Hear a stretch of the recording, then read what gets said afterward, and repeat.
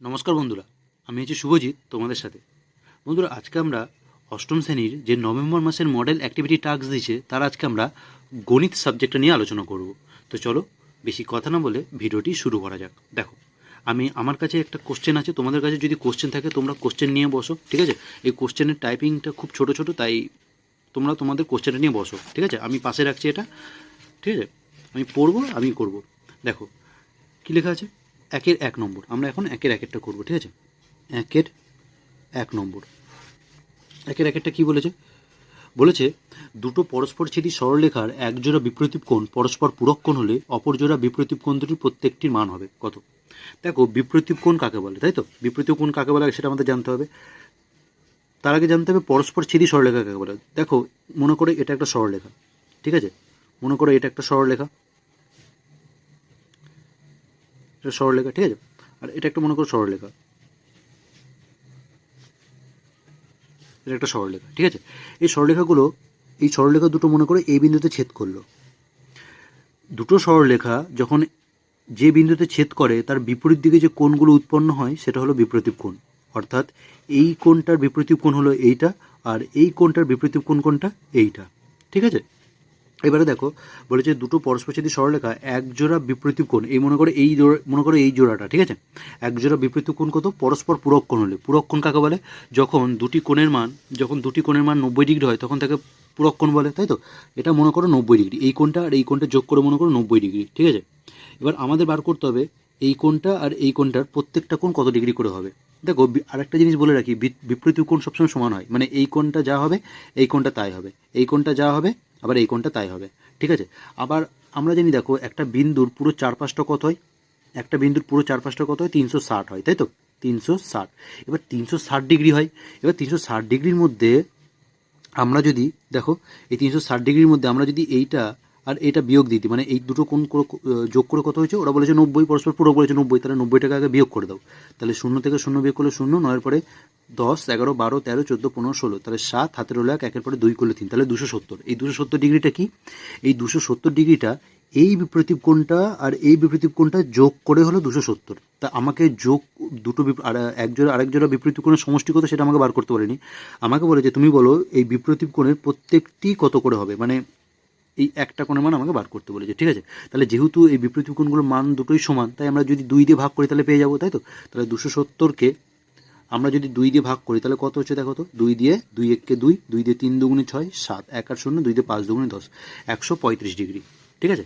135 degree. তা আশা করি বন্ধুরা বুঝতে পেরেছো। তাহলে তোমাদের এই কোশ্চেনে অপশান নাম্বার ডি এ কিন্তু 135 ডিগ্রি আছে, যেটা হবে আমাদের রাইট উত্তর, 135 ডিগ্রি, ঠিক আছে? তোমরা খাতা পেন নিয়ে বসো এবং এগুলো আমার বলার সাথে তোমরা করতে থাকো, ঠিক আছে?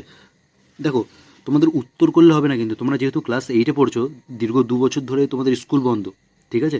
তোমাদের এগুলো জাস্ট দেখো, কোশ্চেনের উত্তর বলে তো উত্তর করিয়ে দেওয়ানো যেতে পারে, তাই না? কিন্তু সেটা না, ব্যাপারটা হলো তোমাদের জিনিসগুলো শিখতে হবে। তোমরা এর পরের বছর ক্লাস 9-এ উঠে যাবে, তাই না? তো দেখো পরেরগুলো দেখো। 2-এর দাগেরটা কী বলেছে? 2-এর দাগেরটা বলেছে দূরত্ব স্থির থাকলে যদি গতিবেগ দ্বিগুণ হয় তাহলে সময় কী হবে? দূরত্ব স্থির থাকলে, দেখো, সাপোজ মনে করো তোমাকে এখান থেকে এতটা দূরত্ব যেতে হবে।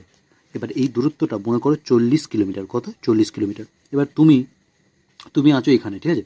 তুমি এখানে যাচ্ছ, তোমার গতিবেগ কত বলো তো? 10 কিলোমিটার পার আওয়ার, মনে করো 10 কিলোমিটার পার আওয়ার।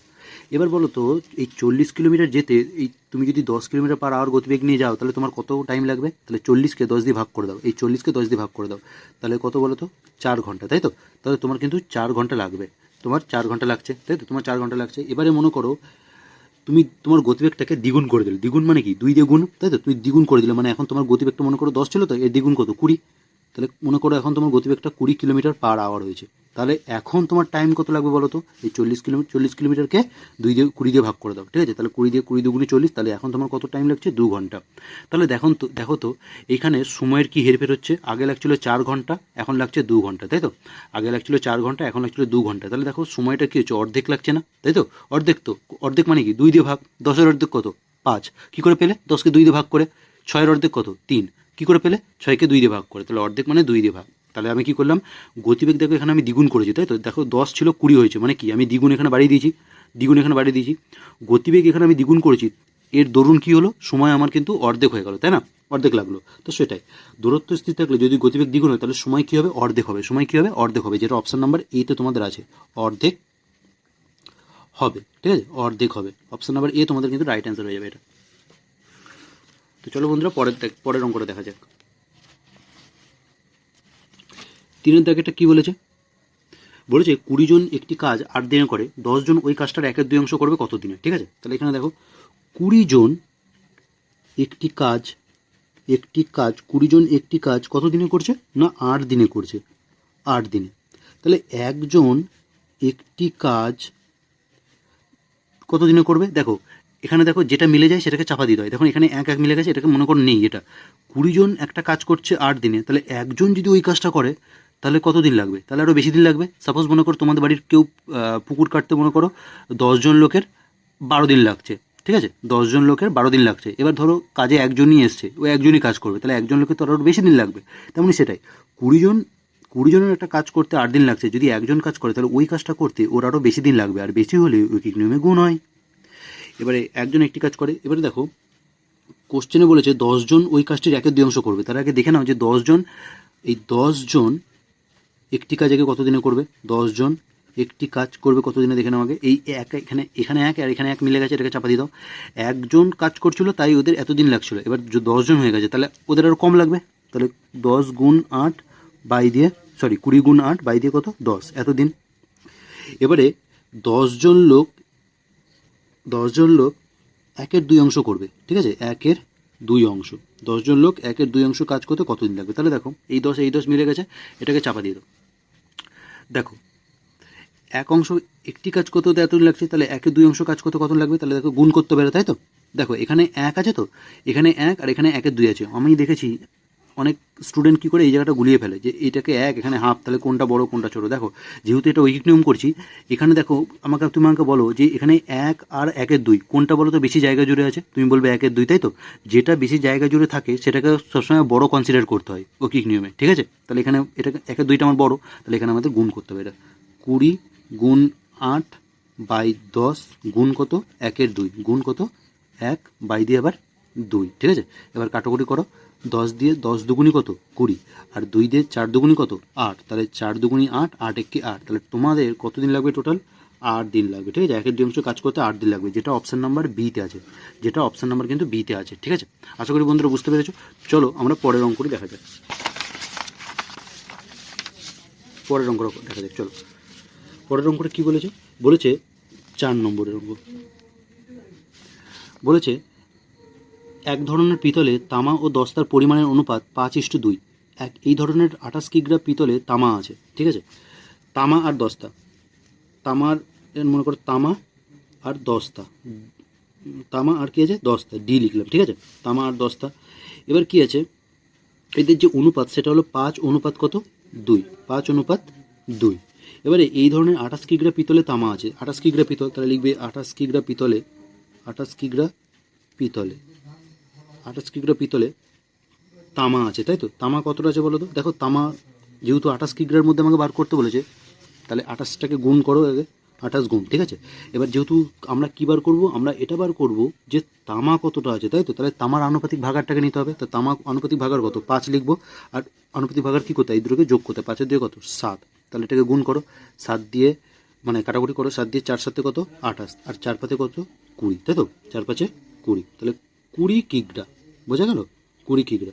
তাহলে পিতলের তামা আছে কিন্তু 20 কিগ্রা, যেটা তোমাদের অপশান নাম্বার ডিতে আছে, অপশান নাম্বার ডিতে কিন্তু তোমাদের আছে এটা, ঠিক আছে, অপশান নাম্বার ডিতে। তারপরে দেখো, তারপরে কী আছে 5 নম্বরটা দেখো, 5 নম্বরটা কী বলছে, 5 নম্বরটা বলছে বুলু ও তথাগত একটি কাজ একা একা যথাক্রমে 20 দিনে ও 30 দিনে করতে পারে, দুজনে একসঙ্গে একদিনে করে কত, তাই তো। দেখো বুলু 20 দিনে একটি কাজ করছে, তাই তো। বুলু 20 দিনে করে 1 অংশ কাজ, তাহলে বুলু একদিনে কত করবে 1/20 অংশ কাজ, তাই তো, 1/20 অংশ কাজ। তারপর আবার দেখো তথাগত 30 দিনে করে 1 অংশ কাজ, 30 দিনে করে 1 অংশ কাজ, তাহলে তথাগত একদিনে করবে তাহলে 1/30 অংশ কাজ, তাই তো। এবারে কি বলেছে, দুজনে একসঙ্গে একদিনে করে। দেখো বুলু একদিনে করে 1/20 আর তথাগত একদিনে করে 1/30, তাহলে দুজনে একসঙ্গে, দুজনে লিখব বুলু যোগ তথাগত, একসঙ্গে বলেছে তাই যোগ দিলাম, বুলু যোগ তথাগত একদিনে করে, একদিনে করে। কত করবে দেখো, বুলু একদিনে কত করছিল 1/20, তাই তো, বুলু একদিনে করছিল 1/20 আর তথাগত একদিনে করছে 1/30, তাহলে একদিনে টোটাল কত কাজ করছে, তাহলে এটাকে যোগ করতে হবে। আমরা অঙ্কটা পুরো করবো না, ঠিক আছে। দেখো তোমাদের এখানে এতটুকুই অপশানে দিয়েছে। দেখো এই 1/20 যোগ 1/30 অংশ, এটা তোমরা পেয়ে যাবে অপশান নাম্বার সিতে। তাহলে এই অপশান নাম্বার সি তোমাদের কিন্তু রাইট অ্যান্সার হবে, ঠিক আছে, এই অঙ্কটাতে। তো চলো বন্ধুরা পরের অঙ্কটি দেখা যাক। 5, 6 ছয়ের দাগেরটা কী বলেছে দেখো, বলেছে এখানে একটা ত্রিভুজ দিয়েছে, ঠিক আছে, এখানে একটা কী দিয়েছে, ত্রিভুজ দিয়েছে। এবার ত্রিভুজটা কীরকম দিয়েছে, PQR, PQR, ঠিক আছে। এবার এটা দিয়েছে 59 ডিগ্রি, এটা দিয়েছে 50 ডিগ্রি, আর এটা আমাদের বার করতে বলেছে। আচ্ছা, এটা যদি হয় তাহলে এটা দেখো, আমরা কি জানি ত্রিভুজের 3টি কোণের মানের সমষ্টি কত, ত্রিভুজের 3টি কোণের মানের সমষ্টি সবসময় 180 ডিগ্রি হয়। এবার 180 ডিগ্রির মধ্যে 50 ডিগ্রি আর 59 ডিগ্রি এই দুটো, তাহলে এইটা কী করে পাবো আমরা, প্রথমে আমরা যদি এই 50 আর 59কে যদি যোগ করি, তারপরে যদি 180 থেকে এটাকে বিয়োগ দিয়ে দিই, 180 থেকে যদি এই দুটোর যোগফলটাকে বিয়োগ দিই, তাহলে আমরা এই কোণটার মানটা পেয়ে যাবো। তাহলে সেটাই করবো। দেখো 59 আর 50 যোগ করলে কত হবে, 9, 5 আর 5 কত, 10, তাহলে 109 ডিগ্রি। এবার ত্রিভুজের 3টি কোণের মানের সমষ্টি 180, তাহলে 180 থেকে 109কে বিয়োগ করে দাও, তাহলে কত হবে, তাহলে 71 ডিগ্রি, তাই তো। তার মানে এই কোণটা কত ডিগ্রি, 71 ডিগ্রি। এবার একটা জিনিস দেখো, এখানে সব থেকে কোন কোণটা বড় বলো তো, 59 ডিগ্রি, 50 ডিগ্রি আর 71 ডিগ্রির মধ্যে কোন কোণটা বড়, তুমি বলবে 71 ডিগ্রি বড়, তাই তো। যে কোণটা বড় হয় তার বিপরীত দিকের বাহুটা সব থেকে বড় হয়। কি বললাম আমি, যে কোণটা আমার বড়, এখানে দেখো এই পি শীর্ষবিন্দুতে যে কোণটা তৈরি হয়েছে মানে 71 ডিগ্রি, এই কোণটা বড় তো, তাহলে এর বিপরীত দিক কোণটা এইটা, এর বিপরীত দিক কোণটা এইটা, এর বিপরীত দিকে যে বাহুটা অর্থাৎ কিউআর বাহুটা সবসময় বড় হবে, ঠিক আছে। আর সব থেকে ছোটো কোণটা বলো তো, দেখো এখানে 71, 59 আর 50-এর মধ্যে কোণটা সব থেকে ছোটো বলো তো, এই 50টা, তাই তো। এই আর শীর্ষবিন্দুতে যে কোণটা তৈরি হয়েছে এটা হলো সব থেকে ছোটো। এর ছোটো কোণটা 50 ডিগ্রি, এর বিপরীত দিকে যে বাহুটা থাকে সেটা সবসময় ছোটো হয়, মানে PQ, তাই তো, PQ। বোঝা গেলো কী বললাম। দেখো এটা তোমাদের অপশান নাম্বার তোমরা ডিতে পেয়ে যাবে, অপশান নাম্বার ডিতে কিন্তু এটা আছে, তাই না, অপশান নাম্বার ডি তোমাদের এটা রাইট অ্যান্সার হবে, 6টা এটা, ঠিক আছে, 6টা অপশান নাম্বার ডি। চলো বন্ধুরা আমরা 7-এর দাগেরটা দেখি। 7-এর দাগে কী বলেছে দেখো, 7-এর দাগে বলেছে, 7-এর দাগে কী বলেছে দেখো, 7-এর দাগে বলেছে 2m + 5n, 2m - 5n এবং mn 2m - 5n সংখ্যামালা দুটি গসগু হলো। তাহলে লিখবে এখানে প্রথম সংখ্যামালা, লিখবে এখানে প্রথম সংখ্যামালাটা কত আছে, ঠিক আছে, তোমরা কোশ্চেনে তোমাদের পাশে রাখো। প্রথম সংখ্যামালা হলো 2m + 5n, তারপর লেখা আছে 2m - 5n। এখানে লিখবো দ্বিতীয় সংখ্যামালা, দ্বিতীয়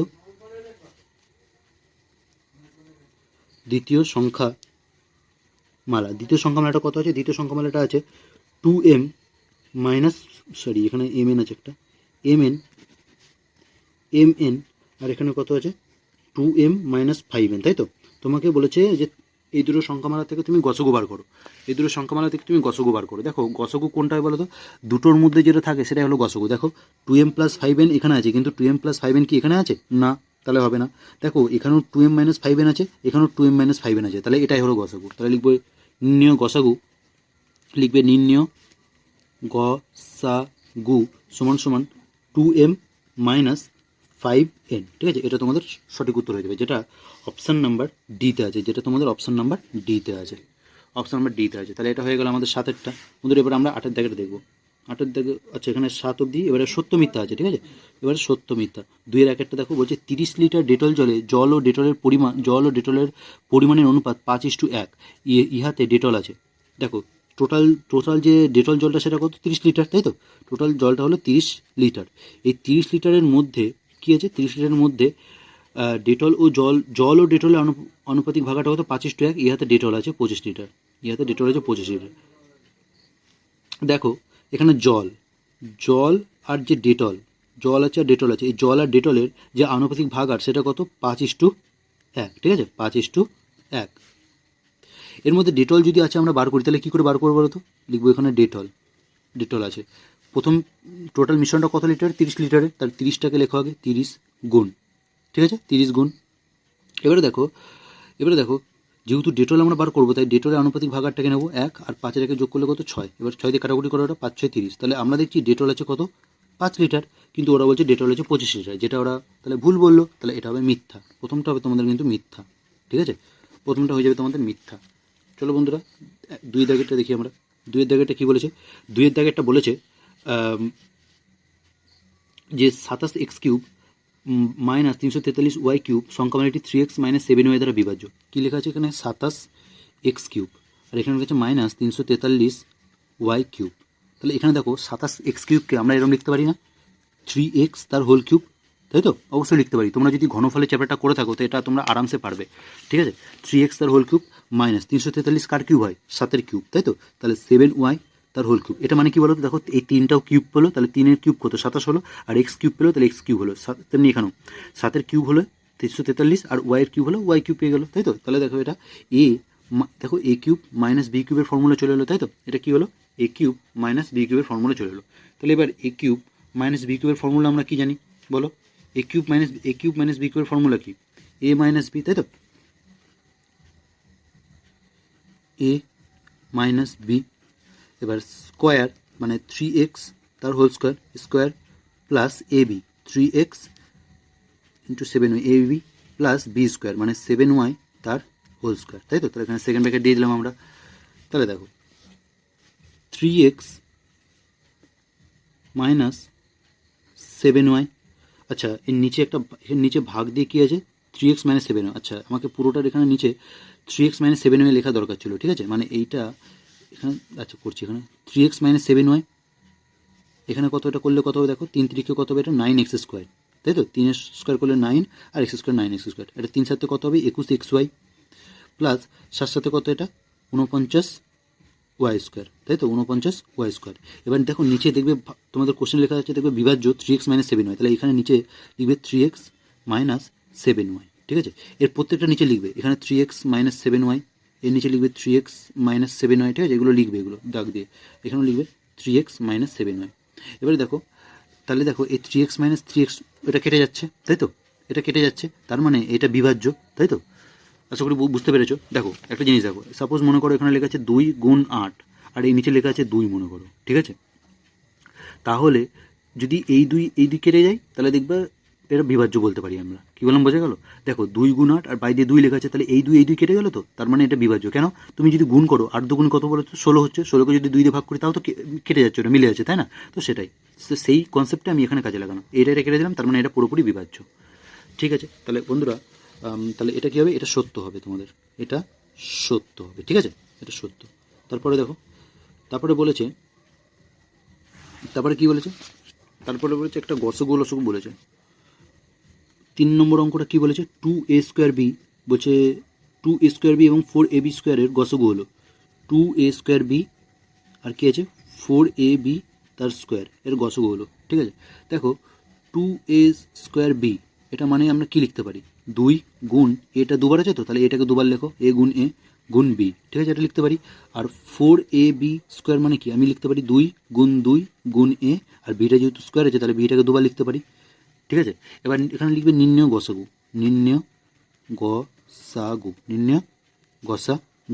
গসাগু কোনগুলো বলো তো? যেগুলো দুটোর মধ্যে থাকবে। দেখো এখানে 2 আছে, এখানেও 2 আছে, তাহলে একটা 2 লিখবো আমি, গুণ এখানে এ আছে, এখানেও এ আছে, তাহলে একটা এখানে এ লিখবো, এখানে বি আছে, এখানেও বি আছে, তাহলে আমি এখানে বি লিখবো, ঠিক আছে? দেখো এখানে বি আছে কিন্তু এইটার মধ্যে আর বি নেই, বা এখানে দেখো এ আছে কিন্তু এটার মধ্যে কোনো এ নেই, তাহলে এগুলো হবে না। গসগু মানে যে কটা রাশি থাকবে প্রত্যেক কটার মধ্যে থাকতে হবে, তাহলে এটার গসগুটা কত হচ্ছে? 2ab, তাই তো? কিন্তু ওরা বলছে যে গসগুটা হলো 4a² b², তার মানে এটা মিথ্যা, তাই তো? এটা মিথ্যা হবে বন্ধুরা, এটা তোমাদের মিথ্যা হবে, ঠিক আছে? তো চলো বন্ধুরা পরের অঙ্কটা দেখা যাক। 4 দাগের দেখবো আমরা।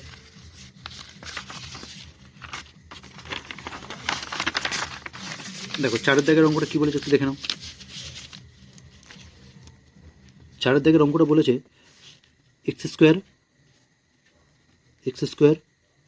By a plus a² by দিয়ে x equal to x² plus a² by দিয়ে a প্লাস x। এটা তোমাদের দেখবে 15 লেসনে যেটা আছে তোমাদের অঙ্ক বইয়ে বীজগাণিতিক সরলীকরণ, সেখান থেকে এটা দিয়েছে। ঠিক আছে, দেখো এটা কী করে করবো, দেখো এটা সমান সমান চিহ্নের যেটা এইদিকে যেটা আছে সেটা হলো বাম পক্ষ, আর এই পাশটা যেটা আছে সেটা হলো ডান পক্ষ। তাহলে লিখবে এখানে বাম পক্ষ। দেখো এখানে যদি আমরা করি এটা এ আর এক্সের যদি লসগু করি তাহলে এখানে এ এক্স হবে। এবারে এখানে এ লেখা আছে তো এটাকে চাপা দাও, তাহলে এক্স পড়ে রয়েছে, তার মানে এক্সটা দিয়ে এক্স স্কোয়ারকে গুণ, তাহলে কত হবে এক্স কিউব হবে। প্লাস এখানে এক্স আছে, এক্সটাকে চাপা দাও, তাহলে এখানে এ রয়েছে, তাহলে এ স্কোয়ারের সঙ্গে একে গুণ করলে এখানে এ কিউব হবে, সমান সমান এখানে এ প্লাস এক্স, তাই তো এখানে এ প্লাস এক্স, আর এখানে কত আছে এক্স স্কোয়ার প্লাস এ স্কোয়ার। তাহলে দেখো বাম পক্ষ যেটা আছে ডান পক্ষ কি সেটা আছে না, দুটো পুরো বাম পক্ষ ডান পক্ষ পুরোপুরি আলাদা, তাই তো। তাহলে এখানে লিখবে যে বাম পক্ষ নট ইকুয়াল টু ডান পক্ষ, মানে বাম পক্ষ ডান পক্ষের সাথে মিলল না। ঠিক আছে, তাহলে ওরা বলছে কি যে ওরা কি বলেছিল যে সমান সমান দিয়েছিল, তাই তো, মানে সমান, কিন্তু এটা সমান তো না, এটা আমরা কি দেখছি অসমান হচ্ছে, মানে বাম পক্ষের সাথে ডান পক্ষ মিলছে না, কিন্তু ওরা বলছে বাম পক্ষের সাথে ডান পক্ষ মিলেছে না, তাহলে এটা কি হবে, এটা হবে মিথ্যা। ঠিক আছে, এটা তোমাদের হয়ে যাবে মিথ্যা, মিথ্যা কিন্তু তোমাদের এটা রাইট উত্তর হয়ে যাবে। ঠিক আছে, মিথ্যা। বন্ধুরা আমরা চলে যাবো এবার পরের অঙ্কটিতে। পরের অঙ্কটা 5-এর দাগেটা দেখে নাও। 5-এর দাগের অঙ্কতে কী বলেছে, 5-এর দাগের অঙ্ক তো বলেছে একটা এরকম ত্রিভুজ দেওয়া আছে,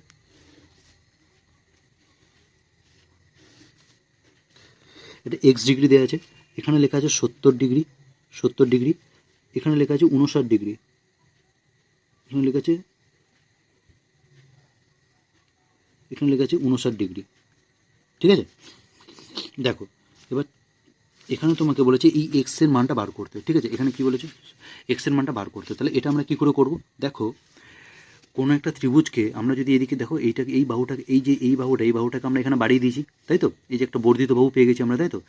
বর্ধিত কোণ আমরা যখন বার করব তখন কি করে হয় বলো তো, এই বর্ধিত কোণ বার করতে গেলে কি করতে বলো তো, বর্ধিত কোণ হয় এই কোণটা আর এই কোণটার যোগফল। বর্ধিত কোণ বার করতে গেলে ত্রিভুজের দুটো অন্তস্থ কোণের যোগফলের সমান হয়। তাহলে 59 আর 70কে যোগ করো, তাহলে 59 আর 70কে আমাদের যোগ করতে হতো, তাই তো, অর্থাৎ 0 আর 9 যোগ করলে 9, 7 আর 5 12, অর্থাৎ 129 ডিগ্রি। কিন্তু ওরা দেখো কী করেছে, 70 ডিগ্রি থেকে 50 ডিগ্রি বিয়োগ করেছে। ঠিক আছে বন্ধুরা, এখানে আমার কোশ্চেনে 59 ডিগ্রি, এই যে এই কোণটা এখানে মনে হচ্ছে আমার 59 ডিগ্রি, এখানে এত আবছা করে লেখা আছে কিছু বোঝা যাচ্ছে না, তোমরা একটু দেখে বলো তো আমাকে, ঠিক আছে, কমেন্ট করো। তাহলে এখানে 59 ডিগ্রি আছে, তো সেই হিসেবে করলে দেখো বর্ধিত কোণ আমরা কী করে পাবো, বর্ধিত কোণ ত্রিভুজের দুটো অন্তস্থ কোণের যোগফলের সমান হয়, তাহলে যোগফল এখানে যোগ হবে, কিন্তু ওরা বলছে বিয়োগ, তাহলে যেটা একদমই হয়নি, এটা মিথ্যা। ঠিক আছে, এটা মিথ্যা হবে। তাহলে আমরা চলে যাব 7-এর দাগে, 6-এর দাগের অঙ্ক। কী বলছে, হারুন চাচা একদিনে কোনো কাজের 1/10 করে, সম্পূর্ণ কাজ করতে হারুন চাচার কতদিন লাগবে, তাই তো, হারুন চাচার কতদিন লাগবে, তাহলে লিখবো হারুন চাচা 1/10 করছে।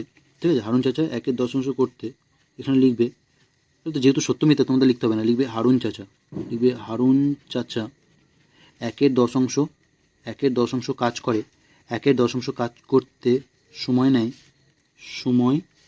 নেয় 1 দিন, তাই তো, সময় নেয় কত, 1 দিন। হারুন চাচা 1/10 কাজ করতে সময় নেয় 1 দিন, তাহলে 1 অংশ অর্থাৎ টোটাল কাজটা করতে কত সময় নেবে বলো,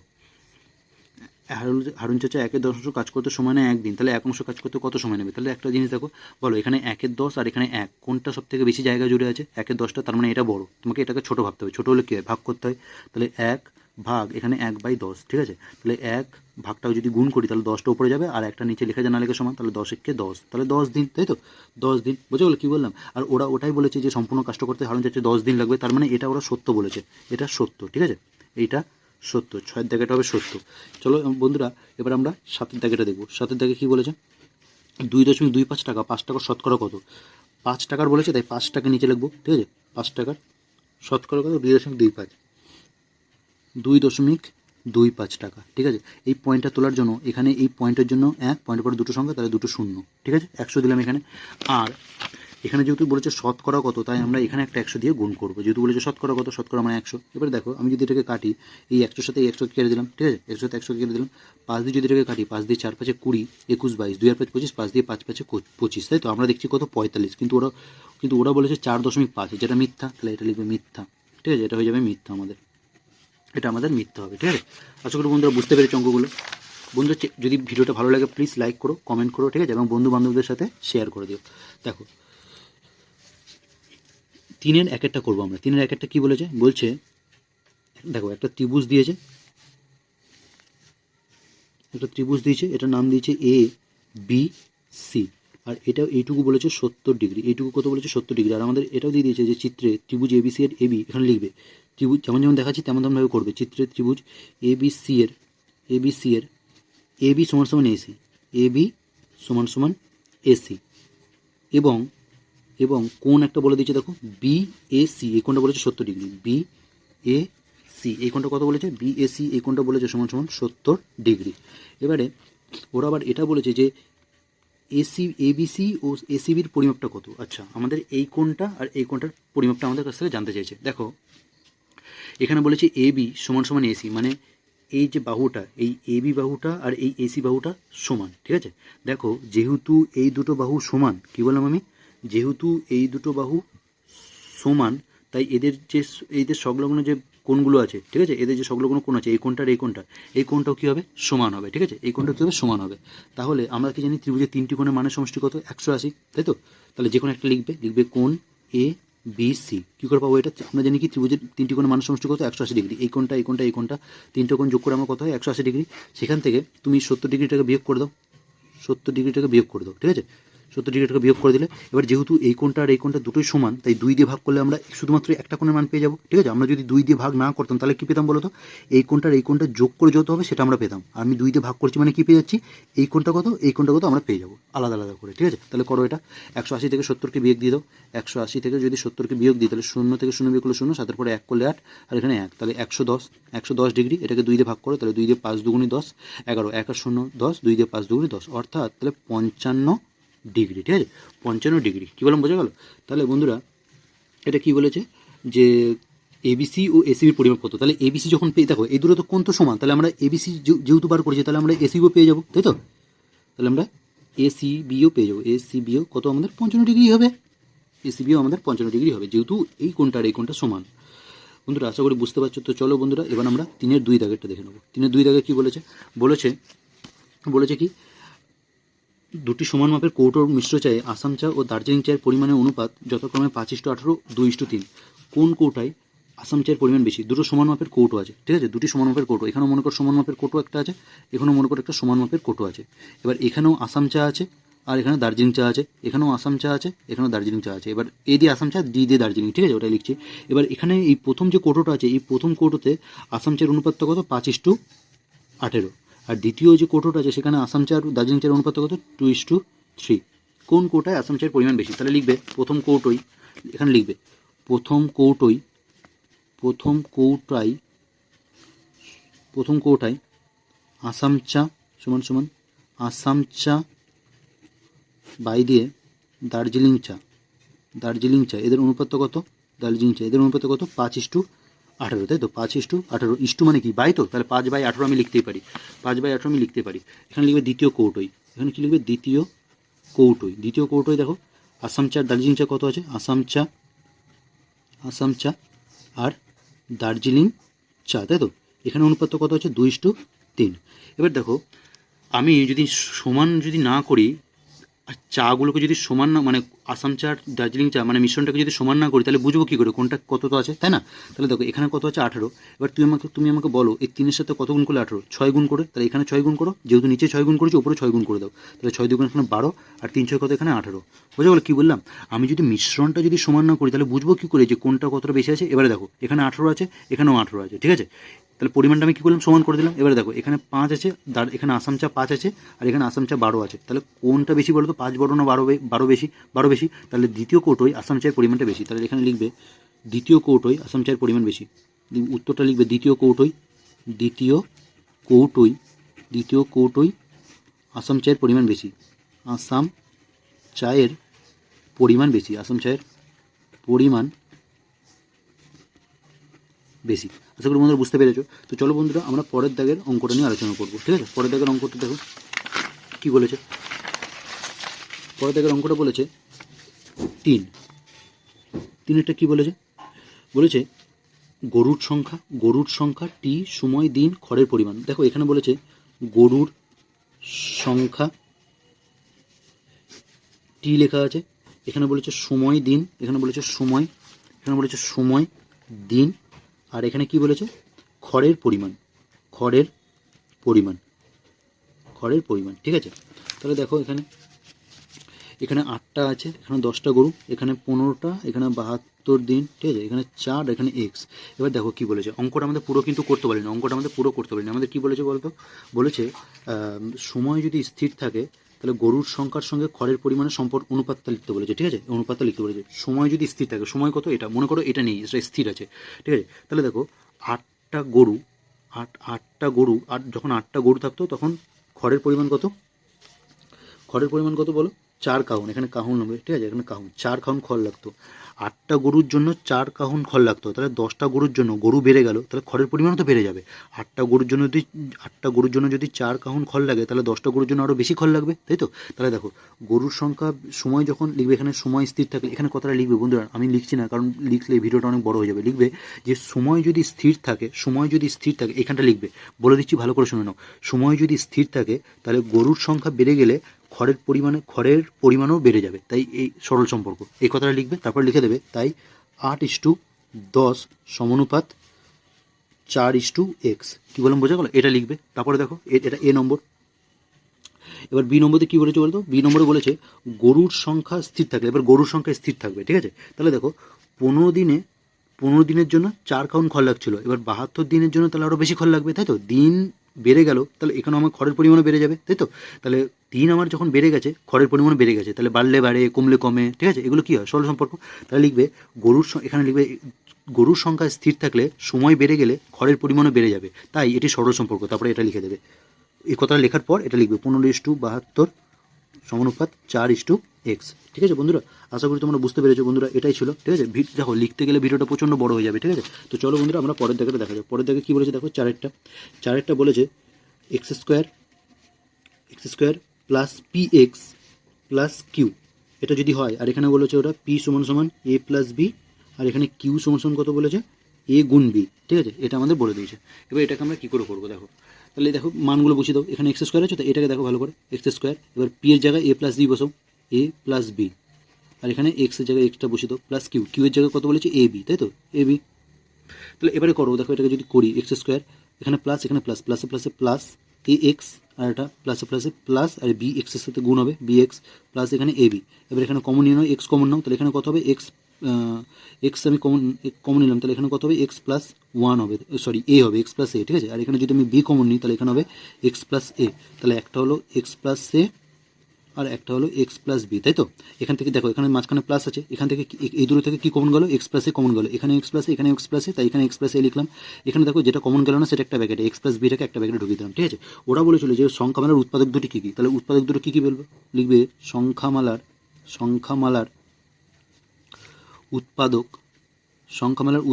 সমান একটা হলো এক্স প্লাস এ, একটা হলো এক্স প্লাস বি, একটা হলো এক্স প্লাস এ, একটা হলো এক্স প্লাস বি। আশা করি বন্ধুরা বুঝতে পেরেছো। তো চলো বন্ধুরা আমরা পরের অঙ্কটি দেখা যাক।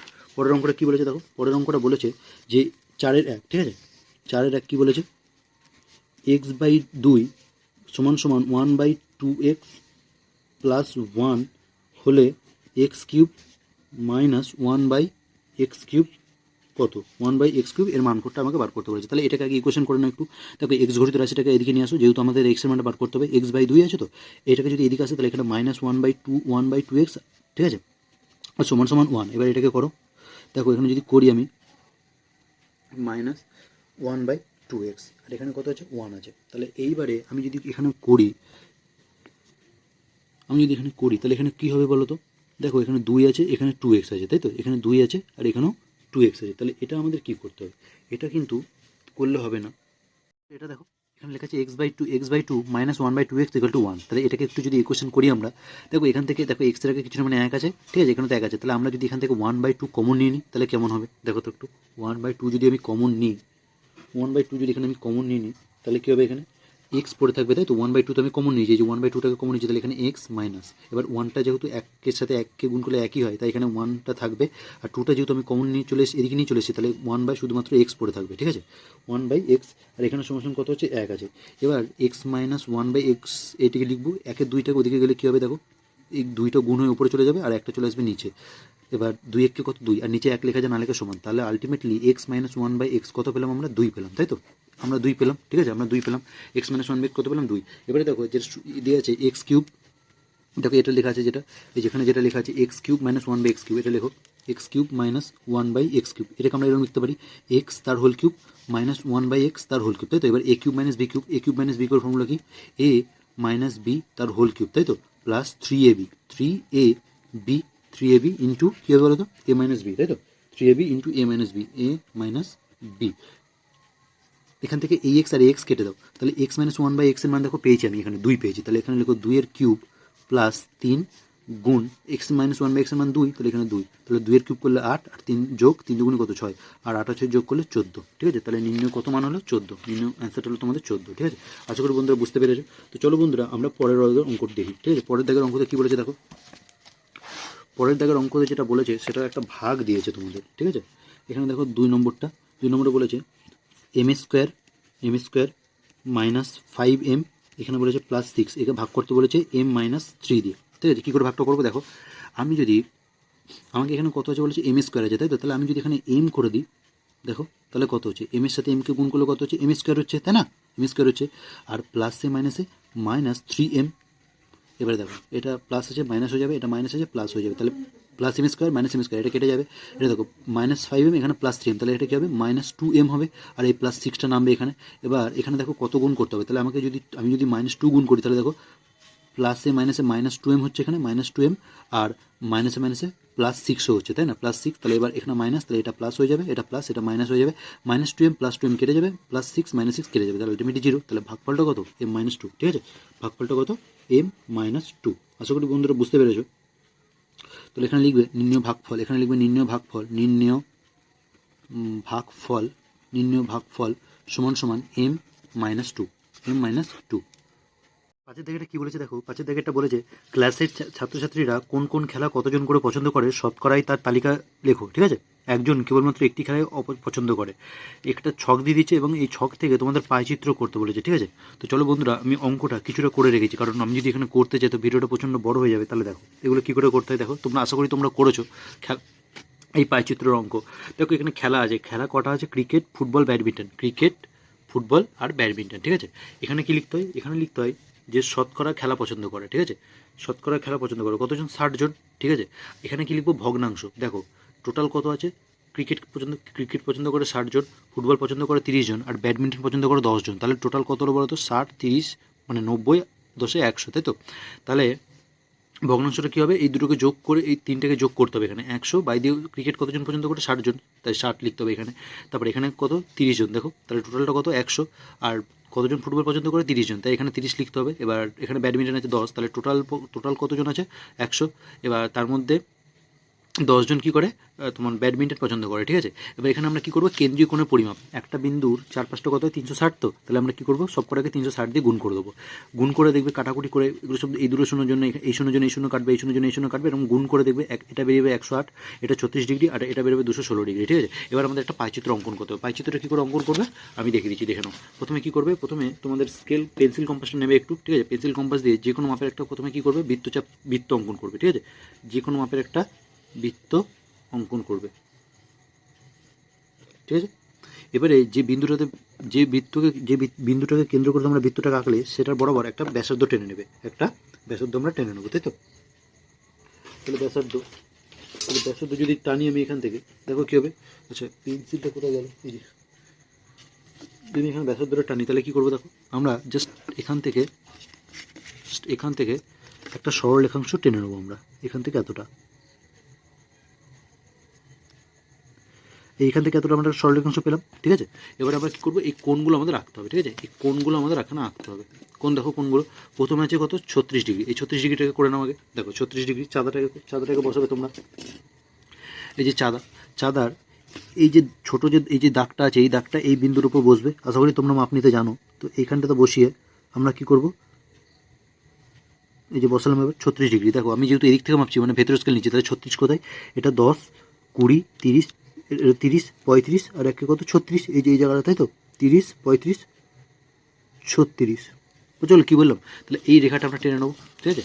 দেখো আমরা পুরোটা টানবো না, কিন্তু আমরা এই বৃত্তের মধ্যে সীমাবদ্ধ থাকবো, এটার মাপটা সমান করবো, দিয়ে আমরা কী করবো, পুরোটা এখান থেকে পুরো এতটা টানবো না, এই বৃত্তের অবধি সীমাবদ্ধ রাখবো, কারণ ওইটুকু দরকার আমাদের, ঠিক আছে। এটা হলো কত, এটা 36 ডিগ্রি, ঠিক আছে, এটা হলো আমার 36 ডিগ্রি, হলো এটা। এবারে দেখো তারপরে কত হচ্ছে 108 ডিগ্রি আছে, তাই তো? 108টা কী করে করবো দেখো। এবারে যে এই যে রেখাটা আছে এই রেখাটাকে আমাদের ভূমি ধরতে হবে, তাহলে এখানে বসাও চাঁদাটা বসিয়ে এবার এটা সমান সমান করো।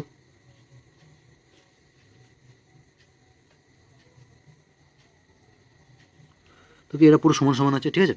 এবারে দেখো কত হচ্ছে 108, কোথায় দেখো 0, 10, 20, 30, 40, এই যে 100, এখানে 110 এটা, তাই তো? 5, 6, 7, 8, অর্থাৎ এই জায়গাটা হবে 5, 6, 7, 8, অর্থাৎ এই জায়গাটা। আশা করি বন্ধুরা বুঝতে পেরেছো। তাহলে এবার আমরা কী করবো, এইটুকুরটাকে টেনে নেবো। দেখো এর সমান সমান করবো, কিন্তু আমরা পুরোটাকে টানবো না, তাহলে জাস্ট এখান থেকে এইটুকু। তাহলে এটা কত ডিগ্রি বলো তো আমাদের? এটা হয়ে গেছিলো আমাদের কত ডিগ্রি? এটা তোমরা পেন দিয়েও করতে পারো, অসুবিধা নেই। এটা 36 ডিগ্রি, এটা কত আমরা আঁকলাম? এটা আমরা আঁকলাম 108 ডিগ্রি, তাই তো? এটা আমরা কত গেছি? 108 ডিগ্রি, 108 ডিগ্রি। তাহলে বাকিটা কত? বাকিটা 216, যেটা প্রথমে ছিল, তাই তো? এই যে বাকিটা, এই যে 216, এই যে 216টা আঁকলাম এখানে আমরা 216, এই যে বাকিটা পড়ে থাকবে, তাহলে বাকিটা হয়ে যাবে আমাদের 216 ডিগ্রি, তাই তো? তাহলে দেখো 36 ডিগ্রিটা কী ছিল আমাদের? ব্যাডমিন্টন, তাই তো? তাহলে এখানে লিখে দেবে এটা ব্যাডমিন্টন। আর এই 108টা কী হবে? এই 108টা আমাদের ছিল ফুটবল, তাহলে এটা লিখবে ফুটবল। আর এটা আমাদের কি? এটা আমাদের হলো ক্রিকেট, তাহলে এখানে লিখে দেবে ক্রিকেট। আশা করি বন্ধুরা বুঝতে পেরেছো তোমরা। তো চলো বন্ধুরা পরের দাগের অঙ্ক দেখা যাক। পরের দাগের অঙ্কটা কী বলেছে দেখো। পরের দাগের অঙ্ক তোমাদের কিন্তু দুটো উপপাদ্য দিয়েছে, ঠিক আছে? তোমাদের দুটো উপপাদ্য দিয়েছে। উপপাদ্য কী বলেছে? যুক্তি দিয়ে প্রমাণ করি যে ত্রিভুজের কোনো একটি বাহুকে বর্ধিত করলে যে বহিস্থ কোণ উৎপন্ন হয় সেটির পরিমাপ অন্তস্থ বিপরীত কোণ দুটোর পরিমাপের যোগফলের সমান। বন্ধুরা এটা তোমাদের বই থেকে তোমাদের একটা উপপাদ্য দিয়েছে, ঠিক আছে? উপপাদ্যটা দেখবে, আমি তোমাদের বলে দিচ্ছি। আমি তোমাদের এই যে দেখো এখানে এই যে পেজটা, আমি পেজ নম্বরটা বলে দিচ্ছি। আমি এখানে 135, ঠিক আছে? এই যে 145 পেজে এই যে উপপাদ্য দেখতে পাচ্ছ তোমরা, এখানে দেখো এই কোশ্চেনে তোমরা প্রথমে টুকবে এবং এইখান থেকে শুরু করে এই এতটা, এই যে প্রমাণিত, লাস্টে যে প্রমাণিত, এই এতটা পুরো টুকে দেবে, ঠিক আছে? এখন এটা যদি বোঝাতে যায় তাহলে ভিডিওটা প্রচণ্ড বড় হয়ে যাবে, ঠিক আছে? এরপর আরও একটা উপপাদ্য আছে, যেটা হলো কত? তাহলে এটা 145 পেজে, তাই তো? আমি এখানে পেজ নম্বরগুলো লিখে দিচ্ছি, তোমরা করে নেবে। এটা হলো 145 পেজ। আর তার পরের কোশ্চেনটা কী আছে? পরের কোশ্চেনটা আছে প্রমাণ করবে যে কোনো ত্রিভুজে তিনটি কোণের সমষ্টি 180 ডিগ্রি, ঠিক আছে? 180 ডিগ্রি, তাহলে এটা 147 পেজটা, এই যে এইখানটাতে আছে, ঠিক আছে? এই যে 8, উদাহরণ নম্বর 8টা, ঠিক আছে? উপপাদ্য 8। তাহলে এটা করে দেবে এই প্রদত্ত থেকে শুরু করে, কোশ্চেনের প্রথমে টুকে নেবে, একটা ছবি এরকম এঁকে নেবে, প্রদত্ত থেকে শুরু করে প্রমাণিত অবধি, এই প্রমাণিত পুরো করে নেবে। এটা 147 পেজে, ঠিক আছে? তাহলে 6-এর 1-এরটা 145 পেজ আর 2-এরটা 147 পেজ, ঠিক আছে? বন্ধুরা আমরা 7 দাগের অঙ্কটা দেখবো। দেখো 7 দাগের অঙ্কতে কী বলেছে? 7 দাগের অঙ্কতে বলেছে, দেখো কিছুটা আমি করে রেখেছি। বলেছে 5 অশ্বক্ষমতা সম্পন্ন একটি পাম্প 36,000 লিটার জল 8 ঘন্টায় উপর তুলতে পারে। 7টি অশ্বক্ষমতা সম্পন্ন পাম্পের 63,000 লিটার জল তুলতে কত সময় লাগবে? তৈরিচিক পদ্ধতিতে হিসাব করি। মানে আমাদের এটা তৈরিচিক পদ্ধতিতে করতে হবে। তাহলে আগে লিখবে দেখো পাম্পের অশ্বক্ষমতা, ঠিক আছে? জলের পরিমাণ আর সময়। এবার কি বলেছে? যেহেতু বলেছে যে 5টা অশ্বক্ষমতা সম্পন্ন, তাই অশ্বক্ষমতা সম্পন্ন জায়গায় 5 লিখবে। তারপরে 36,000 লিটার জল তুলবে, ঠিক আছে? এটা লিটার হবে, না, এটা লিটার হবে। তারপরে এখানে কি বলেছে? যে 8 ঘন্টায় উপর তুলতে পারে, 8 ঘন্টায়, তাহলে এখানে লিখবে 8 ঘন্টা, ঠিক আছে? 8 ঘন্টা। তারপরে 7, তাহলে বলেছে যদি 7 অশ্বক্ষমতা সম্পন্ন পাম্প 63,000 জল লিটার তোলে তাহলে তার কত সময় লাগবে, তাই তো? এবারে দেখো কী করতে হবে। এটা দেখো প্রথমে পাম্পের অশ্বক্ষমতা আর সময়ের সাথে দেখে নাও। দেখো পাম্পের অশ্বক্ষমতা বাড়লে সময় কমবে, তাই তো? দেখো পাম্পের অশ্বক্ষমতা তুমি বাড়িয়ে দিয়েছো, ঠিক আছে? মানে জল তোলার ক্ষমতাটা তুমি পাম্পে বাড়িয়ে দিয়েছো, তাহলে সময় তোমার কী হবে? সময় তো তোমার কম লাগবে, তাই না? তাহলে পাম্পের অশ্বক্ষমতা যদি বেড়ে যায় তাহলে সময় আমার কম লাগবে, ওটাই লিখেছি। দেখো এখানে পাম্পের অশ্বক্ষমতা বাড়লে সময় কমবে, তাই সময় এবং পাম্পের মধ্যে ব্যস্ত সম্পর্ক। তাই দেখো একটা কমছে একটা বাড়ছে, তো অপরটা কী হচ্ছে? কমছে। একটা বাড়ছে অপরটা কমছে। পাম্পের অশ্বক্ষমতা বেড়ে গেল, এর জন্য কী হলো? সময়টা আমাদের কমে গেল। তাহলে অশ্বক্ষমতা বাড়লে সময় কমবে, তাই তো? তাই এটা আমাদের কী সম্পর্ক? একটা বাড়ছে একটা কমছে, তাহলে এটা ব্যস্ত সম্পর্ক। তাই এখানে লিখেছি ব্যস্ত সম্পর্ক, সময় এবং পাম্পের সাথে ব্যস্ত সম্পর্ক। আবার দেখো এবার এটার সাথে এটাকে দেখো 36,000 লিটার জল তুলতে 8 ঘন্টা যদি লাগে, তাহলে জল আরও বেড়ে গেলে মানে 63,000 লিটার জল তুলতে বেশি সময় লাগবে। তাহলে জলের পরিমাণ বেড়ে গেলে সময় আমাদের বেড়ে যাবে, তাহলে এটা সরল সম্পর্ক। এই যে আবার লিখেছি দেখো, আবার জলের পরিমাণ বাড়লে সময়ও বেশি লাগবে, তাই জলের পরিমাণ ও সময়ের মধ্যে সরল সম্পর্ক, ঠিক আছে? এবার এটা কী করে করতে দেখো, আমাদের সময়টা বার করতে বলেছে, এই যে জিজ্ঞাসা এখানে দিয়েছি, সময়টা আমাদের বার করতে বলেছে। তাহলে এটা কী করে করবো? দেখো প্রথমে এই যে 8টা আছে, এই 8টাকে প্রথমে লিখতে হবে, ঠিক আছে। তারপরে যেহেতু এই সময়টা আর পাম্পের অশ্বক্ষমতাটা এটা ব্যস্ত সম্পর্ক, তাই এটাকে কিছু পাল্টাবো না, মানে 8 আছে তো, গুণ 5/7, এই 5/5টাকে যেমন উপরে আছে উপরে রাখবো, 5/7 গুণ, এবারে দেখো এই জলের পরিমাণ আর সময়টা কী ছিল, সরল সম্পর্ক ছিল, সরল সম্পর্ক হলে রেখে এই 63,000টা উপরে চলে যাবে, তাহলে 63,000টা উপরে চলে গেল, আর এই 36,000টা চলে আসবে নিচে, এই 36,000টা নিচে চলে গেলো। এবার এখান থেকে কাটাকুটি করলে আমাদের অ্যান্সার বেরিয়ে আসবে। দেখো এই 3টে শূন্যর জন্য আমি এই 3টে শূন্য কেটে দিলাম, ঠিক আছে। তাহলে এখানে আমি যদি করি, দেখো 7 দিয়ে 7 নং কত 63, 9 দিয়ে 4 নং কত 36, আর 4 দিয়ে 4 দুগুণি কত 8, অর্থাৎ টোটাল কত লাগছে তাহলে 10 ঘন্টা। তোমাদের 10 ঘন্টা কিন্তু সঠিক উত্তর হয়ে যাবে। তাহলে বলেছে এই 7টি অশ্বক্ষমতা সম্পন্ন পাম্পে 63,000 লিটার জল তুলতে কত সময় লাগবে, 10 ঘন্টা সময় লাগবে। তো বন্ধুরা উত্তর তোমরা লিখে নেবে, ঠিক আছে। আশা করি বন্ধুরা তোমরা ভিডিওটা তোমরা বুঝতে পেরেছো এবং তোমাদের ভালোই লেগেছে। বন্ধুরা যদি ভিডিওটা ভালো লাগে প্লিজ লাইক, কমেন্ট এবং সাবস্ক্রাইব করে দিও, ঠিক আছে। পাশে থাকা বেল আইকনটিকে প্রেস করে দিও। এর পরবর্তীকালে আমি যখন কোনো মডেল অ্যাক্টিভিটি টাস্ক বা অন্য ধরনের কোনো ভিডিও আনবো তার নোটিফিকেশন তোমাদের কাছে চলে যাবে। তো বন্ধুরা আজকের জন্য টাটা।